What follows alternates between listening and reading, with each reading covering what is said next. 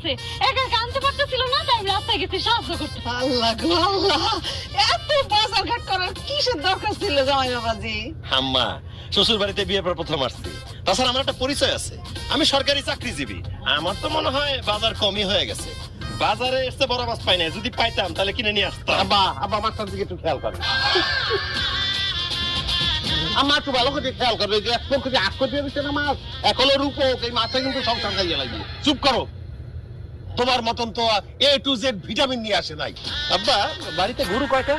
বিশেষ কার ওদের বাড়িতে গরু থাকে না, ওই জন্য থাকবেও না। আছে তো একটা আছে, এই সমস্যা কি? না, সমস্যা না, ওই একটা গরু এতগুলা ঘাস কিভাবে খাবে? এটা গরুর সাইকোলজি, গরু বুঝবে, গরুটা গরু বুঝতে নেবে, গরুর মধ্যে তুমি এখন কথা বুঝলাম না।